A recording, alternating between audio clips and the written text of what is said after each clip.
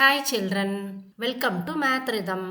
This is chapter 6 Lines and Angles of class 9 CBSE. இந்த வீடியோல நம்ம exercise 6.2ல question number 3, 4 and 5 solve பண்ணலாம். இப்போ third sum என்ன கொடுத்திருக்காங்கன்னு பார்க்கலாம். In figure 6.25, if PQ is parallel to ST. இங்க PQ னு ஒரு லைன் இருக்கா, இங்க ST னு ஒரு லைன் இருக்கு. இந்த ரெண்டு லைனும் parallel னு சொல்லிருக்காங்க. Angle PQR is equal to 110 degree. PQR ன்றது எந்த angle? இந்த angle இல்லையா? PQR வந்து 110 degree னு சொல்லிருக்காங்க. And angle RST is equal to 130 degree. RST ன்றது இந்த angle. கரெக்டா? இது வந்து 130 டிகிரின்னு கொடுத்துருக்காங்க. நமக்கு எந்த ஆங்கிள் ஃபைண்ட் அவுட் பண்ண சொல்லியிருக்காங்க? Find angle QRS. QRSன்றது எந்த ஆங்கிள்? இந்த ஆங்கிள் ஃபைண்ட் அவுட் பண்ணணும். ஓகேவா? ஹிண்ட் என்ன கொடுத்துருக்காங்க? Draw a line parallel to ST through point R. இந்த ஆர்ன்ற பாயிண்ட் இருக்கு இல்லையா, இது வழியா நமக்கு எஸ்டிக்கு பேரலா ஒரு லைன் டிரா பண்ண சொல்லியிருக்காங்க. இப்போ நமக்கு என்னென்ன டீடைல்ஸ் கொடுத்துருக்காங்க? பிக்யூவும் எஸ்டியும் பேரலல்னு கொடுத்துருக்காங்க. ஆங்கிள் பிக்யூஆர் வந்து 110 டிகிரின்னு கொடுத்துருக்காங்க. நெக்ஸ்ட் ஆங்கிள் ஆர்எஸ்டி வந்து 130 டிகிரின்னு கொடுத்துருக்காங்க. நமக்கு என்ன ஃபைண்ட் அவுட் பண்ண சொல்லியிருக்காங்க? Angle QRS.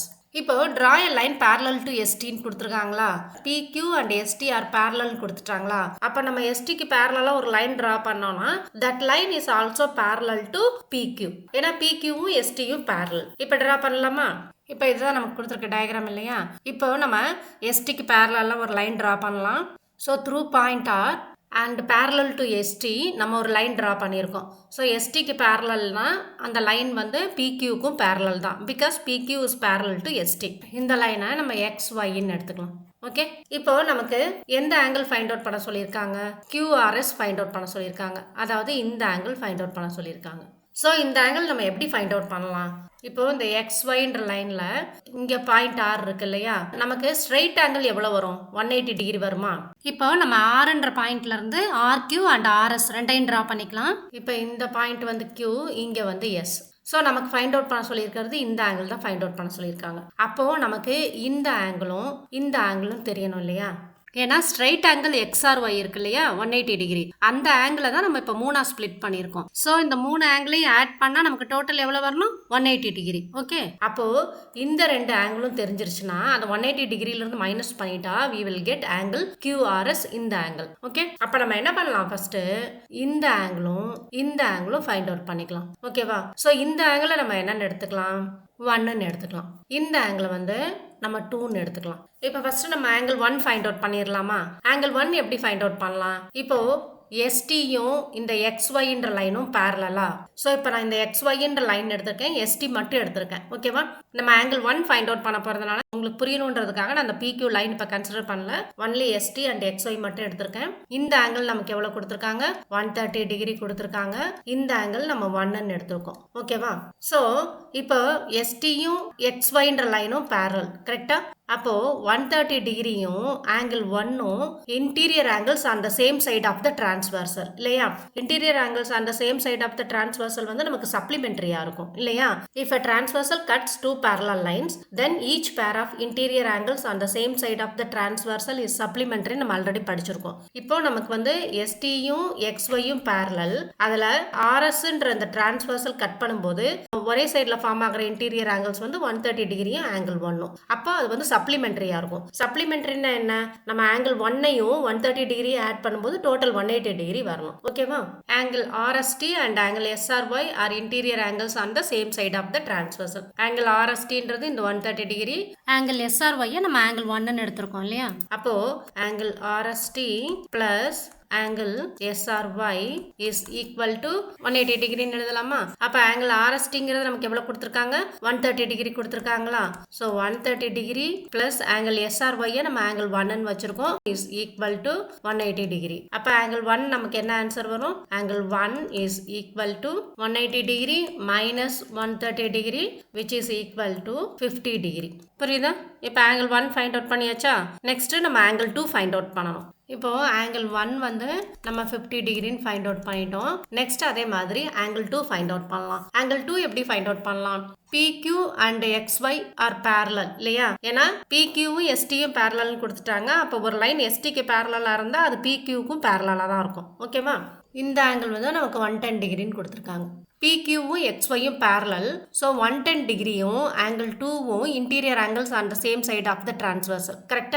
PQ is parallel to XY and QR is a transversal. அப்ப angle PQR and angle QRX are interior angles on the same side of the transversal. Okay.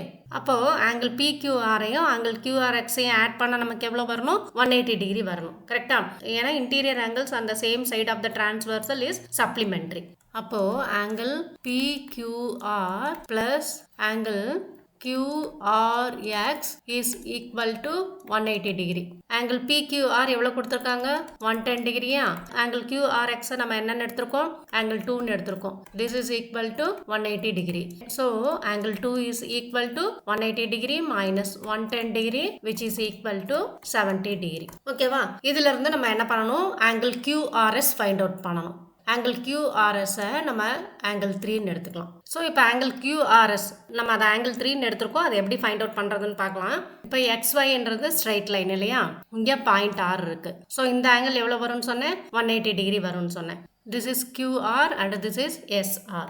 ஓகேவா? நம்ம angle 1 find out பண்ணியாச்சு, angle 2 find out பண்ணியாச்சு, angle 3 find out பண்ணணும். angle 1 plus angle 2 plus angle 3 வந்து நமக்கு எவ்வளோ வரணும்? 180 டிகிரி வரணும் இல்லையா?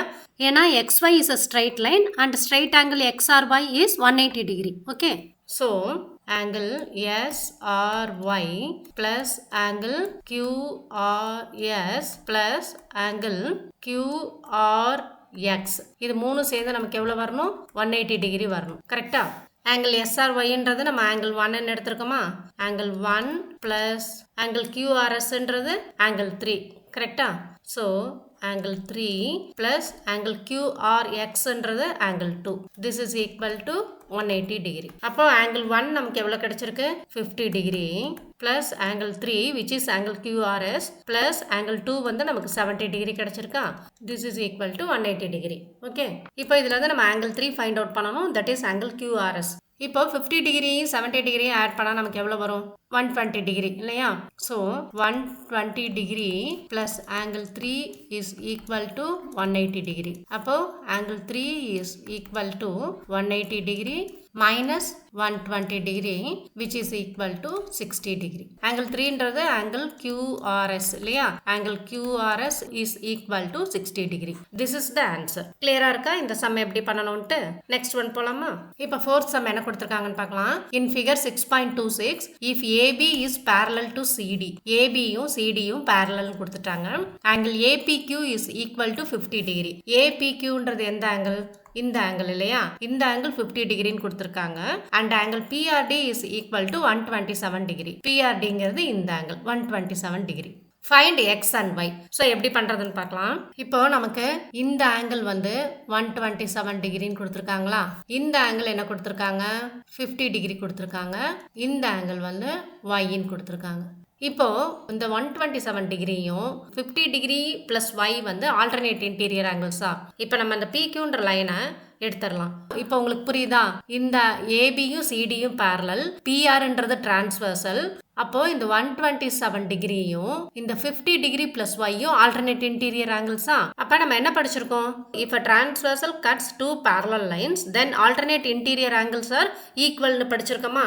அப்போ 50 degree plus Y is equal to 127 degree எழுதலாமா? Because they are alternate interior angles. புரியுதா? ஏன் 127 டிகிரியும் 50 டிகிரி பிளஸ் ஒய்யும் ஈக்குவல்ட்டு? இப்போ AB is parallel to CD. Angle PRD and angle APR are alternate interior angles. APRன்றது இந்த given pictureல இந்த angle. கரெக்டா?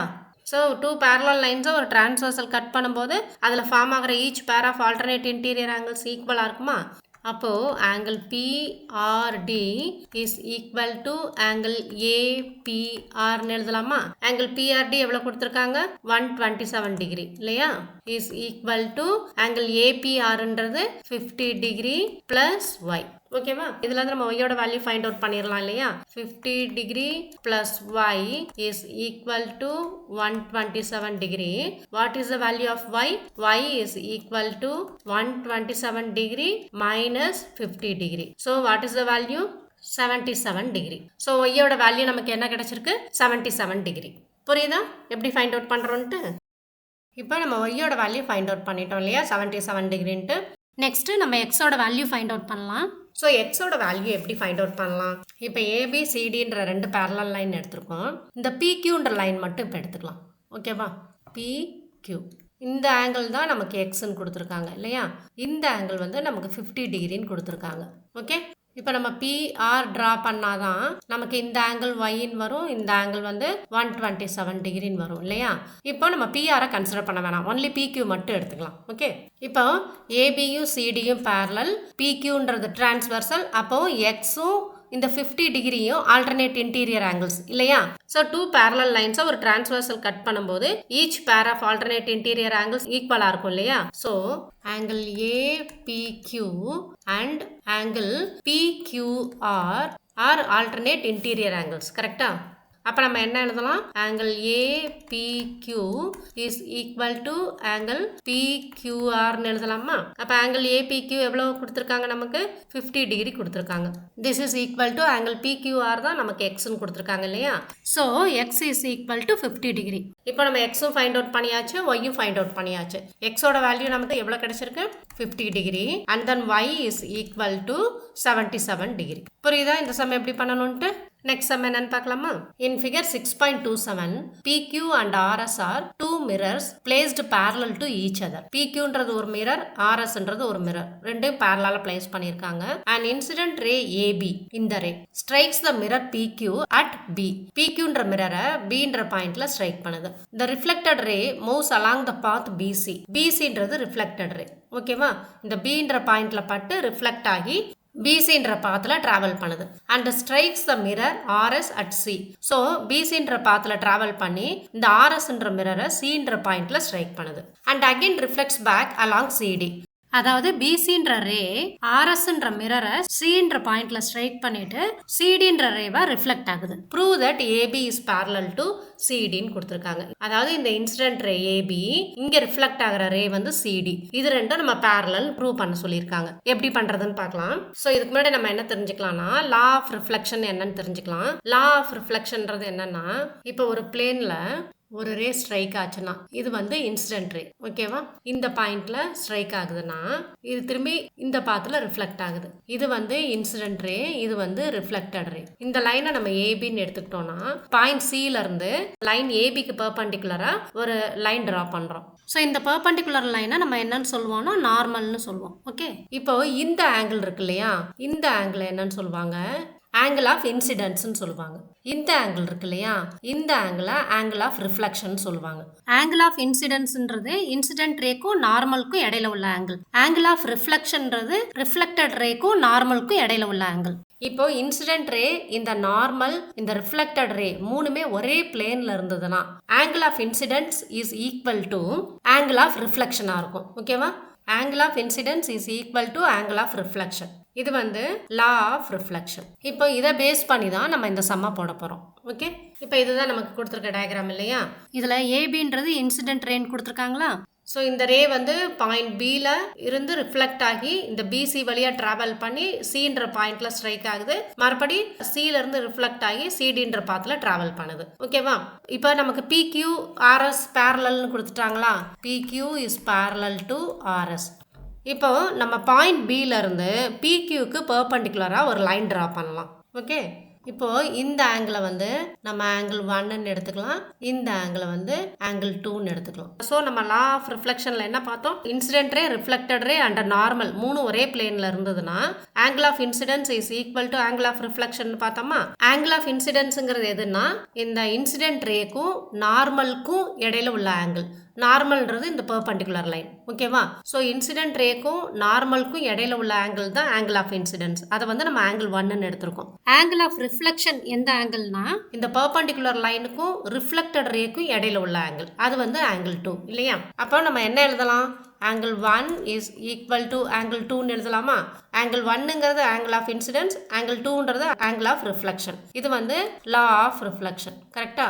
அதே மாதிரி இப்போ இந்த பிசின்ற பாத்தில் டிராவல் பண்ணி சின்ற பாயிண்ட்ல ஸ்ட்ரைக் ஆகுது இல்லையா. ஸோ இந்த பாயிண்ட் சில இருந்து ஆர்எஸ்க்கு பெர்பெண்டிகுலரா நம்ம இன்னொரு நார்மல் டிரா பண்ணலாம்.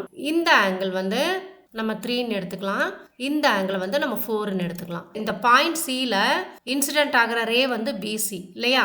அப்போ 3ன்றது ஆங்கிள் ஆஃப் இன்சிடென்ஸ், அது வந்து சிடின்ற பாத்துல ரிஃப்ளெக்ட் ஆகி போகுது. சிடின்றது ரிஃப்ளெக்டட் ரே. ஓகே, அப்போ ஆங்கிள் 4ன்றது ஆங்கிள் ஆஃப் ரிஃப்ளெக்ஷன். அப்போ நம்ம angle 3 is equal to angle 4ன்னு எழுதலாமா?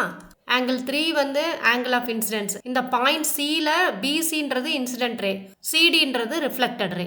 ஓகேவா? அப்ப இன்சிடென்ட் ரேக்கும் நார்மலுக்கும் இடையில உள்ள ஆங்கிள் தான் angle of incidence, that is angle 3. அதே மாதிரி ரிஃப்ளெக்டட் ரேக்கும் நார்மலுக்கும் இடையில உள்ள ஆங்கிள் வந்து angle of reflection, that is angle 4. So angle 3 is equal to angle 4. இந்த நார்மலை, இந்த பெர்பெண்டிகுலர் லைனை நம்ம கொஞ்சம் எக்ஸ்டெண்ட் பண்ணி பார்க்கலாம். ஸோ இந்த பாயிண்ட்டை ஈன்னு எடுத்துக்கலாம், இந்த பாயிண்ட்டை எஃப்னு எடுத்துக்கலாம். ஓகேவா? இப்போ பிஇ இஸ் பேரலல் டு சிஎஃப்னு எடுத்துக்கலாமா? இப்போ பிக்யூன்ற லைன் இருக்கு, இதுக்கு பேரலா ஆர்எஸ்ன்ற லைன் இருக்கு இல்லையா? இப்போ பிக்யூக்கு பெர்பெண்டிகுலரா பிஇ டிரா பண்ணியிருக்கோமா? அதே மாதிரி பிக்யூக்கு பெர்பெண்டிகுலரா சிஎஃப் ட்ரா பண்ணியிருக்கோமா? அப்போ இந்த ரெண்டு லைனும் கண்டிப்பாக பேரலாக தான் இருக்கும் இல்லையா? பேரலல் லைன்ஸ்க்கு பெர்பெண்டிகுலரா நம்ம ரெண்டு லைன் ட்ரா பண்ணும்போது அது கண்டிப்பாக பேரலாக தான் இருக்கும். So what we can say, PE is parallel to FC இல்லையா? அப்போ பிசின்றது டிரான்ஸ்வர்சல். கரெக்டா? இப்போ இந்த பில இருந்து சிக்கு ஒரு லைன் போகுதா? அப்போ பிஇயும் எஃப்சியும் பேரலல்னா பிசின்றது டிரான்ஸ்வர்சல். கரெக்டா? இந்த லைன் பிஇ, இந்த லைன் வந்து எஃப்சி, அப்போ இந்த லைன் வந்து டிரான்ஸ்வர்சல். அப்போ டிரான்ஸ்வர்சல்னா இந்த ஆங்கிளும் ஆல்டர்னேட் இன்டீரியர் ஆங்கிள்ஸா? இந்த ஆங்கிள் வந்து ஆங்கிள் 2, இந்த ஆங்கிள் வந்து ஆங்கிள் 3. கரெக்டா? 2 and 3 are alternate interior angles. So ரெண்டு பேரலல் லைன்ஸை ஒரு டிரான்ஸ்வர்சல் கட் பண்ணும்போது each pair of alternate interior angles ஈக்குவல்னு படிச்சிருக்கோமா? அப்போ we can say angle 2 is equal to angle 3ன்னு சொல்லலாமா? அப்போ angle 2 is equal to angle 3 because they are alternate interior angles. Okay, இப்போ நமக்கு என்ன ப்ரூவ் பண்ண சொல்லியிருக்காங்க? ஏபியும் சிடியும் பேரலல் ப்ரூவ் பண்ண சொல்லியிருக்காங்க இல்லையா? ஸோ அதை எப்படி ப்ரூவ் பண்ணுறதுன்னு பார்க்கலாம். இப்போ ஏபியும் சிடியும் பேரலல் ப்ரூவ் பண்ணணும்னா நம்ம என்ன பண்ணணும்னா இந்த ஆங்கிளும் ஈக்குவல்னு ப்ரூவ் பண்ணணும். Because they are alternate interior angles இல்லையா? இப்போ ஏபியையும் சிடியையும் கொஞ்சம் எக்ஸ்டெண்ட் பண்ணால் எப்படி ஆங்கிள் ஏபிசியும் ஆங்கிள் பிசிடியும் ஆல்டர்னேட் இன்டீரியர் ஆங்கிள்ஸ்ன்றது நமக்கு புரியும். இப்போ ஏபியை எக்ஸ்டெண்ட் பண்ணிக்கலாம், அதே மாதிரி சிடியையும் எக்ஸ்டெண்ட் பண்ணிக்கலாம். ஆங்கிள் ஏபிசியும் ஆங்கிள் பிசிடியும் ஆல்டர்னேட் இன்டீரியர் ஆங்கிள்ஸ். கரெக்டா? ஸோ இது ரெண்டும் எப்படி இருக்கணும்? ஈக்குவலாக இருக்கணும். இப்போ ஏபி அண்ட் சிடின்னு 2 லைன்ஸ் இருக்கு. பிசின்றது டிரான்ஸ்வர்சல். அப்போ ஆங்கிள் ஏபிசியும் ஆங்கிள் பிசிடியும் ஆல்டர்னேட் இன்டீரியர் ஆங்கிள்ஸ் இல்லையா? ஸோ அந்த ரெண்டு ஆங்கிளும் ஈக்குவலா இருந்தா AB is parallel to CD இல்லையா? ஏன்னா ரெண்டு பேரலல் லைன்ஸை ஒரு டிரான்ஸ்வர்சல் கட் பண்ணும்போது each pair of alternate interior angles ஈக்குவலா இருக்கும். ஓகே, இப்போ நம்ம ரெண்டுக்கும் நார்மல் ட்ரா பண்ணியிருந்தோம் இல்லையா? இந்த ஆங்கிள் 1ன்னு எடுத்திருந்தோம், இந்த ஆங்கிள் 2ன்னு எடுத்திருந்தோம், இந்த ஆங்கிள் 3ன்னு எடுத்திருந்தோம், இந்த ஆங்கிள் 4ன்னு எடுத்திருந்தோம். ஏபி இஸ் பேரலல் டு சிடின்னு ப்ரூவ் பண்ணணும்னா ஆங்கிள் ஏபிசியும் ஆங்கிள் பிசிடியும் ஈக்குவல்னு ப்ரூவ் பண்ணணும். இப்போ ஆங்கிள் ஏபிசின்றது ஆங்கிள் 1 பிளஸ் ஆங்கிள் 2. இப்போ ஆங்கிள் 1ம் ஆங்கிள் 2ம் ஈக்குவல். கரெக்டா? அப்போ angle 1 is equal to angle 2 which is equal to எக்ஸ்ன்னு எடுத்துக்கலாமா? அப்போ x plus x is equal to 2xன்னு வருமா? Okay, next angle BCD. Angle BCDன்றது ஆங்கிள் 3 plus ஆங்கிள் 4ன்னு பார்த்தோமா? Angle 3 is equal to angle 4 நமக்கு தெரியும் according to law of reflection இல்லையா? ஆல்ரெடி நம்ம வந்து angle 2 is equal to angle 3ன்னு ப்ரூவ் பண்ணியிருக்கோம். அப்போ ஆங்கிள் 3ஐயும் நம்ம எக்ஸ்ன்னு எடுத்துக்கலாம் இல்லையா? So angle 3 is equal to angle 4 which is equal to x. ஏன்னா ஆங்கிள் 2வை நம்ம எக்ஸ்ன்னு எடுத்திருக்கோம், அப்போ ஆங்கிள் 3யும் எக்ஸ்ன்னு தான் வரும். ஓகே, அப்போது angle BCD is equal to angle 3 plus angle 4. This is equal to X plus X which is equal to 2x. கரெக்டா? இப்போ ஆங்கிள் ஏபிசியும் 2x நமக்கு கிடைச்சிருச்சு, ஆங்கிள் பிசிடியும் நமக்கு 2xன்னு கிடைச்சிருச்சு. ஓகே, ஸோ இப்போ வந்து நம்ம ஆங்கிள் ஏபிசியும் ஆங்கிள் பிசிடியும் ஈக்குவல்னு ப்ரூவ் பண்ணிட்டோம் இல்லையா? Angle ABC is equal to angle BCD. Angle ஏபிசியும் ஆங்கிள் பிசிடியும் alternate interior angles of line AB and CD இல்லையா? இப்போ லைன் ஏபி, இது லைன் சிடி. அப்போ லைன் ஏபிக்கும் லைன் சிடிக்கும் ஆல்டர்னேட் இன்டீரியர் ஆங்கிள்ஸ் தான் ஆங்கிள் ஏபிசியும் ஆங்கிள் பிசிடியும். ஓகேவா? Angle ABC and angle BCD are alternate interior angles of AB and CD. அப்போ alternate interior angles equal இருந்தா we can say AB is parallel to CD. Okay? Therefore AB is parallel to CD. புரியுதா எப்படி prove பண்ணியிருக்கோன்ட்டு? So இந்த எக்ஸசைஸில் உள்ள எல்லா சம்ஸுமே கிளியராக இருக்கா? So இதோட இந்த சாப்டர் கம்ப்ளீட்டட். நம்ம நெக்ஸ்ட் வீடியோவில் 7th சாப்டர் ஸ்டார்ட் பண்ணலாம். ஓகேவா? Thank you children. தேங்க்ஸ் ஃபார் வாட்சிங்.